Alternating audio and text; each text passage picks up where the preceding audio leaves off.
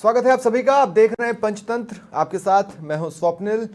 कहते हैं जीवन जिंदगी संघर्ष का नाम है। इस संघर्ष को समझना हो, इस संघर्ष को करीब से देखना हो तो आपको अन्नदाता के पास जाना होगा, अन्नदाता की मुश्किलों को देखना होगा। आपको ये देखना होगा कि किस तरह से वो संघर्षरत रहते हैं चौबीसों घंटे, वो भी ऐसे वक्त पर जब सियासत ये कहती है कि हम अपने चौबीसों घंटे आपके नाम कर रखे हैं, लेकिन उन 24 घंटों में से क्या कुछ सेकंड भी इन्हें मिल पाते हैं जब ये लंबा लंबा प्रदर्शन कर रहे होते हैं?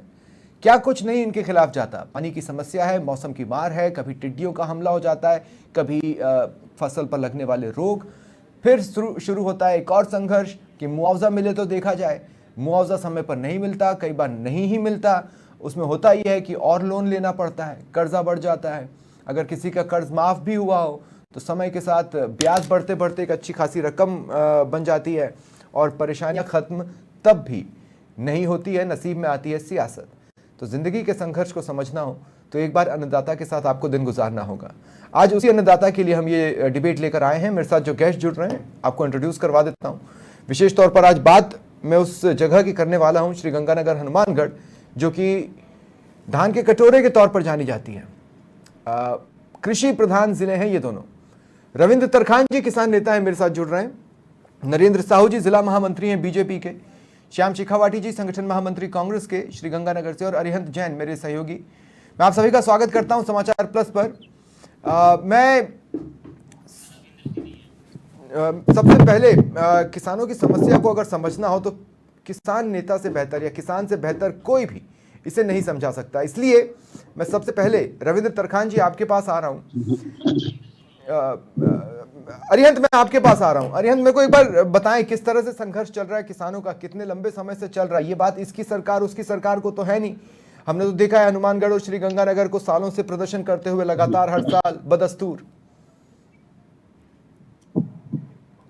बिल्कुल स्वप्निल, सरकारें बदलती है लेकिन किसान है जो लंबे समय से श्री गंगानगर, जो धान के कटोरे के नाम से कहा जाता है, यहाँ का किसान खेतों में कम, हालांकि सड़कों पर ज्यादा दिखाई देता है। कहीं ना कहीं किसी ना किसी मांग को लेकर लगातार है जो सड़कों पर नजर आता है। श्री गंगानगर में कभी किसानों पर टिड्डी की मार पड़ती है, कभी मौसम की मार पड़ती है, तो कभी गुलाबी सुंडी की मार पड़ती है, फसलें खराब होती है, फसलों की मुआवजे की मांग को लेकर प्रदर्शन करता है, तो कभी मुआवजे की मांग को लेकर प्रदर्शन करता है, तो कभी सिंचाई पानी की मांग को लेकर प्रदर्शन करता है। यानी कि श्री गंगानगर का जो अन्नदाता, जिसे हम अन्न कहते हैं, कि अन्नदाता है जो लगातार अपनी मांगों को लेकर प्रदर्शन करता है। अब अगर मैं पदमपुर तहसील के बीजवाला की बात करूं तो वहां इतनी भयंकर भीषण गर्मी के अंदर पिछले 20 दिनों से किसान है जो लगातार धरना प्रदर्शन कर रहे हैं, क्योंकि वहां पर एक किसान की जमीन है जो बैंक के द्वारा ऑनलाइन नीलाम कर दी गई थी, और किसानों का कहना है कि किसान है जो जमीन है जो किसान की मां होती है, उसी किसान को वापस जमीन दिलाने की मांग को लेकर लगातार जो नीलामी पर रोक के आदेश जो कल एकाएक सुर्खियां बने, वो क्या उसका भी कोई असर नहीं है? बिल्कुल स्वप्निल, कि जो रोकने के आदेश आए थे, हालांकि यहाँ की जो बीजवाला की बात की जाए तो यहाँ बैंक के द्वारा 1 महीने पहले ही जमीन को नीलाम कर दिया गया है और 27 लाख रुपए में यहाँ पर नीलाम हुआ था, और उसी को रोकने के लिए किसान वापस है जो मांग कर रहे हैं कि जमीन वापस किसान को दी जाए, उसी की मांग को लेकर लगातार है जो यहाँ पर धरना जा रहा है। हालांकि कल हनुमानगढ़ के अंदर भी 20 किसानों की कुर्की का आदेश है जो निकाला गया था, जिसके बाद सरकार ने एक आदेश जारी किया। हालांकि हनुमानगढ़ के जो 20 किसान थे उनकी कुर्की का आदेश है जो निरस्त हो गया। सुप्रील, ठीक है। मैं श्याम शेखावाटी जी आपके पास इस सवाल के साथ आ रहा हूं कि अशोक गहलोत ने एक ट्वीट किया, लेकिन वो चुनावी जिम्मेदारियों में बिजी रहे। कांग्रेस के कार्यकर्ता शायद बगल के राज्यों में भी अपनी सेवाएं दे रहे हैं, जो कि चुनावों का जोर है। क्या ये किसान विपक्ष को दिखाई नहीं दिए? दरअसल स्वप्निल सर, ये समस्या जितनी हम छोटी समझ रहे हैं उतनी छोटी है नहीं ये समस्या। केंद्र सरकार ने बड़ी कंपनियों को बहुत बड़े स्केल पर जिम्मेदारी देनी है, और उसी के लिए ये टेस्टर, जैसे बिजली को चेक करने के लिए टेस्टर लगाया जाता है कि उसमें करंट है या नहीं है, ये मामूली सा टेस्टर लगाया गया है 19 बीघा जमीन के नाम पे, कि क्या इस तरीके से अगर जमीन को ले ली जाए तो किसान आंदोलन करता है या नहीं करता, विपक्ष के लोग आंदोलन करते हैं या नहीं करते। अगर इस जो इन्होंने ये बैंक वालों ने एक नाम मात्र की एक सिंगल बोली बताया, जो बैंक कर्मचारी का रिश्तेदार है उसके नाम 19 बीघा जमीन कर दी और उससे थोड़े से पैसे ले लिए, इतने पैसे में तो प्लॉट भी नहीं आता जितने उससे 19 बीघा जमीन ले ली किसान से। तो एक तरीके का ये बीजेपी ने टेस्टर लगाने का काम किया है। अगर इस पे किसान संगठन एकत्रित नहीं हुए, किसान की आवाज को बुलंद नहीं किया, तो बड़े स्केल पर सैकड़ों किसानों की तो श्याम जी मुझे एक बात बताइए, जब आपको ये लगता है कि सबके पीछे एक सोची समझी रणनीति, एक सोची समझी साजिश है, तो किसान तो धीरे धीरे सड़कों पर उतर रहा है, विपक्ष के तौर पर कांग्रेस तो नहीं उतर रही। सोशल मीडिया पे बैठकर ट्वीट करने से कुछ होगा क्या? नहीं होगा। तो केंद्र ने तो देख लिया कि कांग्रेस सड़कों पर नहीं उतरेगी, तो फिर तो किसानों का कोई धनी धोरी है ही नहीं। बिल्कुल, किसान नंबर पर तो किसान संगठन आंदोलन कर रहे हैं। उसके साथ हमारे कर्णपुर के जो दिन पहला जो आता है वो कर्णपुर विधानसभा में आता है। कर्णपुर के एमएलए साहब, कर्णपुर के नेता हमारे राकेश शर्मा जी, राजू जी, अभी जो डिबेट में साथ खान साहब और मनिंदर मान साहब, ये सभी लोग लगे हुए हैं। हम बीजेपी के इस टेस्टर को फेल करने का काम करेंगे कि ये जो बीजेपी टेस्टर लगा के एक छोटे से एससी के किसान से जमीन हड़प ले, उसके बाद बड़े बड़े किसानों का नंबर लगाएगी और बड़ी कंपनियों को जमीनें दे देगी।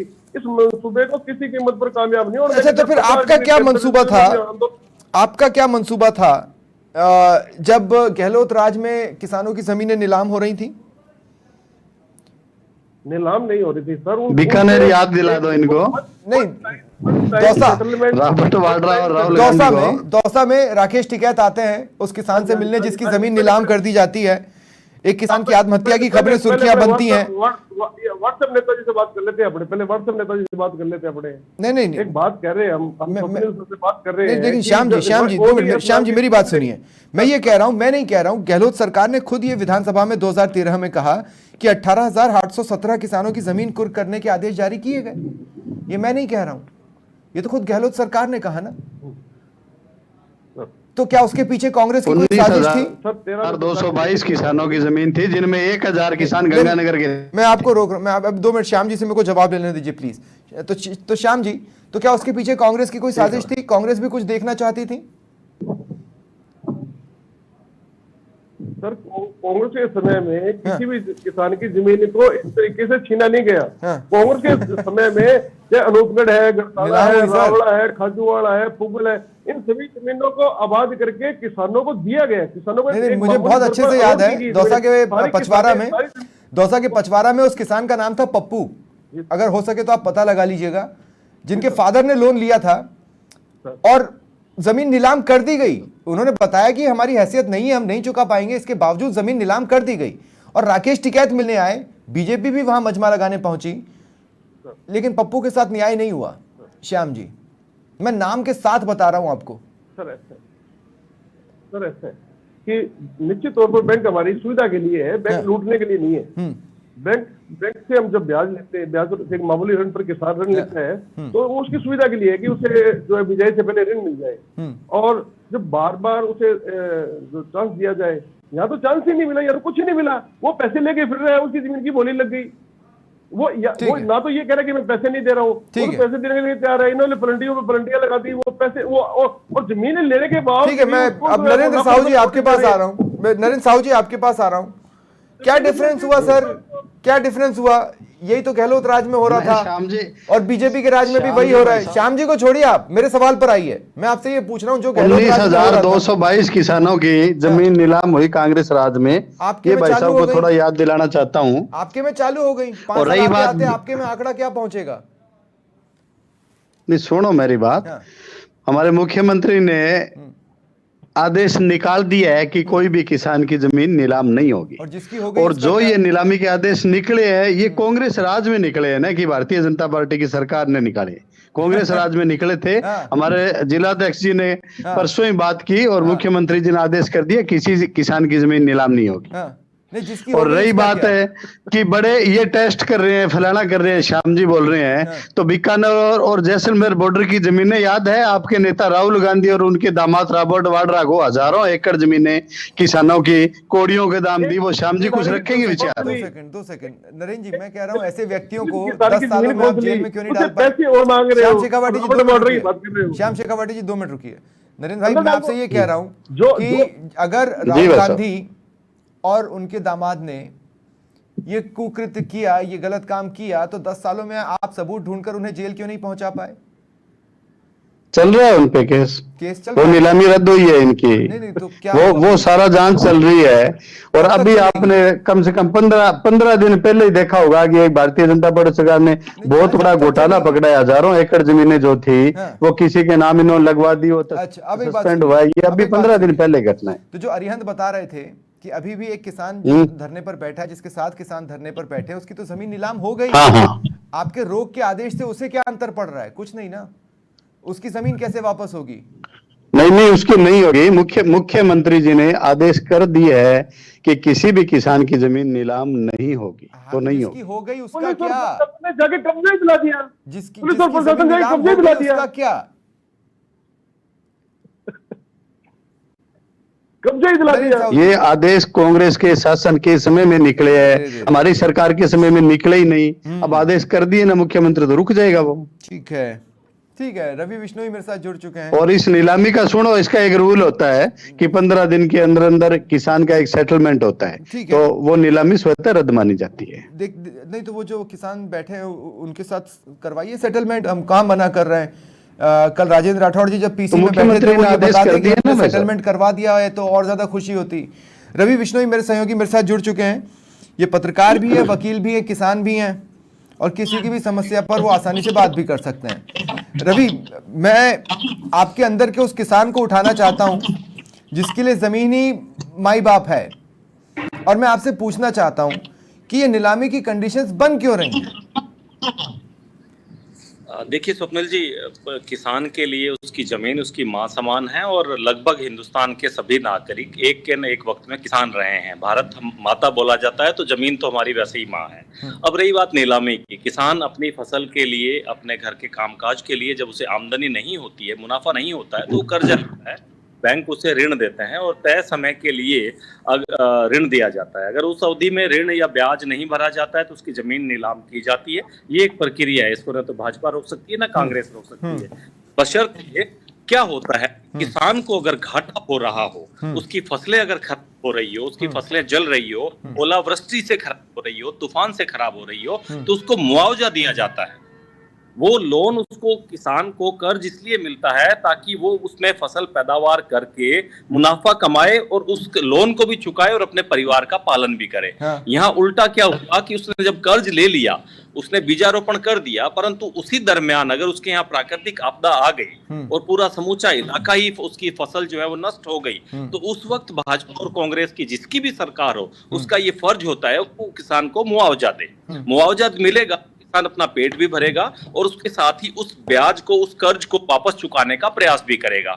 यहाँ हुआ ऐसा नहीं है। देखिए, इस पर कोई बात नहीं कर रहा है। अब बीजेपी वाले साहब हमारे साथ बैठे हैं, वो राहुल गांधी को 15 दिन पहले जो जमीनें, छत्तीसगढ़ की जो जमीनें थी, जो पटवारियों और गिरदावरों ने, तहसीलदारों ने मिली भगत करके पैसा खाकर और दूसरे किसानों के नाम कर दी, उनको मिक्स कर, वो कह रहे हैं पाकिस्तान और बीकानेर वाली जमीनें राहुल गांधी और उसके दामाद की थी। मैं इनको मिक्स नहीं कर रहा हूँ, वो पहले दी थी कांग्रेस राज में, याद करो। बात की जाती थी, मोदी सरकार आई नहीं कि उस वक्त ये मुद्दे उठाए जाते थे, और वही रॉबर्ट वाड्रा, वही राहुल गांधी आज भी वैसे के वैसे ही हैं। इस मामले में उनके ऊपर कुछ भी नहीं हुआ। अब रही बात, 15 दिन पहले छत्तीसगढ़ और पुगल में समाचार प्लस की हमारी खबर थी कि किस तरह से अधिकारियों ने बंदर बांट करके हजारों बीघा जमीन जो है वो दलालों को, भूमाफियाओं को दे दी। उसे ये उस बात से जोड़ रहे हैं कि देखो हमने, हमारी सरकार ने जमीनें मुक्त करवा दी। ये इनका अपना विषय। उस बात से नहीं जोड़ रहा हूं मैं। फिलहाल जो किसान की जो जमीनें नीलाम हो रही है, ये इसके पीछे स्वप्निल जी देखना पड़ेगा। आपने कहा कि किसान की अंदर से दिल जगाता हूं, तो निश्चित रूप से उसको, किसान को मुआवजा चाहिए। उस किसान को उसकी जो फसल, मैं एक अहम सवाल की तरफ यहाँ पर आना चाहता हूँ। हुआ क्या है, इस बात को भी समझने की जरूरत है कि जब कर्ज माफी हुई, जब गहलोत राज आया और कर्ज माफी हुई, तो आपने कर्ज तो माफ कर दिया, लेकिन अगर ब्याज के पेटे से चीजें खत्म नहीं हुई हैं तो वो समय के साथ उसका परसेंटेज बढ़ता है और वो भी जमा होता जाता है।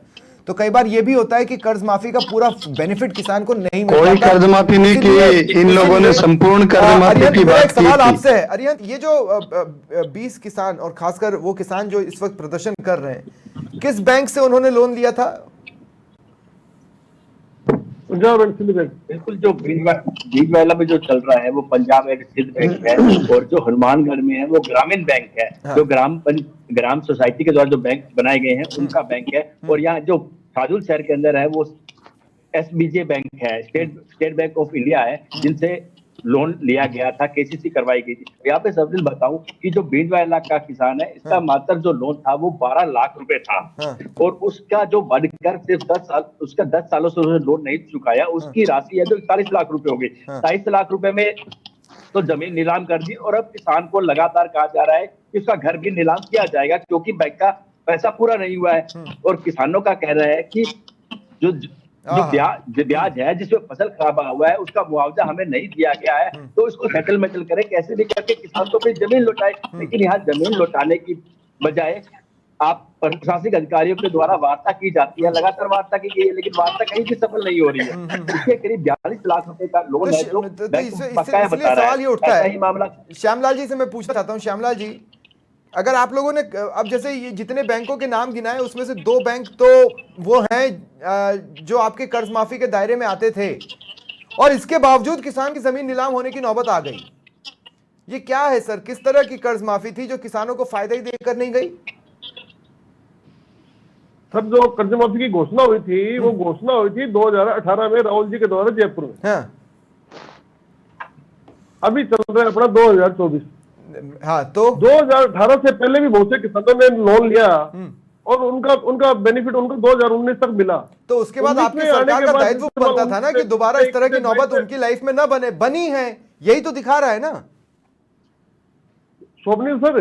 मान लो किसी ने मान लो 2019 में लिया है, 20 में लिया है, 21 में लिया है, 22 में लिया, तो वो तो उसकी लाइबिलिटी तय करता है ना। नहीं, तो वो उसकी भलाई क्यों नहीं हो रही थी? कर्ज माफी के बाद इस राज्य मतलब वेलफेयर स्टेट में किसान की भलाई क्यों नहीं हो रही थी? क्यों इस दिशा में हम नहीं बढ़ पाए कि किसानों को लोन न लेना पड़े, इस तरह के कुचक्र में दोबारा वो किसान न फंस जाए? कहीं तो पॉलिसी चूकी ना श्याम भाई। निश्चित तौर पर ये बड़ी शानदार बात कही आपने कि जो किसान MSP की मांग कर रहा था, और कहीं ना कहीं हम भी जो है वो स्वामीनाथन आयोग की रिपोर्ट को लागू नहीं कर पाए, उसका खामियाजा हमें हुआ। पिछले 2 लोकसभा चुनाव में हुआ और इस विधानसभा चुनाव में भी हुआ। ठीक है। और आज राहुल जी ने स्वीकार किया और कहा कि जैसे ही हमारी सरकार केंद्र में आएगी आते हम MSP लागू कर देंगे, और जैसे ही MSP लागू हो जाएगी किसान की ये नरेंद्र साहू जी, मेरा आपसे एक सवाल है। नरेंद्र साहू जी, मैं आपसे ये बोल रहा हूँ कि चलिए जो 3 कृषि कानून थे उसका जो भी हश्र हुआ, लेकिन उसके बाद कोई बड़ा ऐतिहासिक फैसला आप लोगों ने किसानों को लेकर लिया नहीं, और ये समय के कुचक्र में ना किसान ऑलरेडी फंसा हुआ है। आप मेरी इस बात को समझ रहे हैं? सिर्फ वार पलटवार से कुछ नहीं होगा। सवाल यह है कि आप क्या करेंगे? जिस किसान की जमीन नीलाम हो गई है उसके लिए क्या करेंगे? सर देखो, इस समस्या की जड़ में जाना होगा। सबसे पहले भारतीय जनता पार्टी की अटल जी की सरकार ने 50 पैसे ब्याज पर KCC शुरू की थी, ताकि किसान आड़तियों के चंगुल से निकलकर अपनी खेती कर सके। और किसानों के हित में जो 3 बहुत ही अच्छे कानून लाए थे, लेकिन इन लोगों ने किसानों को गुमराह किया, और ये बार बार गुमराह करते हैं कि आप बैंक का लोन मत भरो, लोन मत भरो, कुछ भी नहीं होगा। उन 3 कानूनों के बाद कुछ तो लाना था, अपग्रेड करके, डिस्कशन करके कुछ तो करना था, वो क्यों नहीं किया आपने? भाई हमने तो बहुत अच्छे 3 कानून लाए थे, लेकिन जब वो नहीं माने, इन लोगों ने बड़ा गुमराह करके एक किस्म का देश को बंधक बना दिया था, दिल्ली को बंधक बना के रख दिया था। आपने आप बैठ गए, उसके बाद फिर आपने उन कानूनों पर आगे बढ़ने की कोई कोशिश नहीं की, या उन कानूनों में सुधार कर उसे दोबारा लाने की कोशिश नहीं की बातचीत के आधार पर? ये तो कर सकते थे ना। इन लोगों ने किसानों को इतना गुमराह किया है कि वो अपनी हट धर्मिता से हट ही नहीं रहे। तो आप लाइन चेंज करके किसी और तरह से भला करने का सोचते थे। आप उसकी हाल देख लो, पंजाब के फिर तो आप कोई और रास्ता पकड़ के किसानों की भलाई का रास्ता खोज लेते। किस कंडीशन? मैं अभी खंडूर साहिब कपूरथला में बैठा हूँ, यही पार्टी का प्रचार कर रहा हूँ, और भारतीय जनता पार्टी बहुत ही अच्छे वोटों से जीत रही है। याद ध्यान रखो, आप गंगानगर में बैठ के कह रहे हो कि पंजाब में ये हो रहा है, हरियाणा में ये हो रहा है। मैं कपूरथला से लाइव हूँ अभी आपके साथ। कहीं कोई दिक्कत नहीं है। पंजाब में 7 सीटें ले जा रही है ये भारतीय जनता पार्टी। हमारे इलाके के किसान वो ये सोच रहे हैं कि इस वक्त लोकसभा चुनाव चल रहे हैं, तो हम अपने नेताओं को कैसे खोजे, चाहे वो बीजेपी का हो या कांग्रेस का हो। वो तो हर प्रदेश में है, लेकिन इस वक्त हमारे साथ नहीं है। हमारे जिलाध्यक्ष जी ने बात करके मुख्यमंत्री से आदेश निकलवा दिया, कोई किसान की जमीन नीलाम नहीं होगी। ठीक है, और जिसकी हो गई उसका क्या? मैं बार बार यही कह रहा हूँ, जिसकी जमीन नीलाम हो गई उसका क्या? तो उसका हम बता रहे हैं ना सर, है कि जब ये नीलामी है इसके 15 दिन के अंदर अंदर एक सेटलमेंट होता है। ऑप्शन है वो किसान के पास रहता है। तो अभी ठीक है, देख 1 लेते हैं। तारीख के लास्ट चुनाव है, उसके बाद देख इस पे लेते भी सरकार करेगी चर्चा। किसी सारा किसान मसला की जमीन चुनावों के नीलाम बाद। नहीं होगी, ये फाइनल है। सारा समाधान चुनाव के बाद। बहुत बहुत शुक्रिया आप सभी का मेरे साथ जुड़ने के लिए और इस चर्चा में शामिल होने के लिए। सवाल यही रह जाता है, कल भी हमने इस सवाल का जवाब खोजने की कोशिश की कि किसानों का सगा कौन और किसानों को ठगा कौन। ये सवाल अब भी बना हुआ है और जवाब आपको खोजना है। बहुत बहुत शुक्रिया। नमस्कार।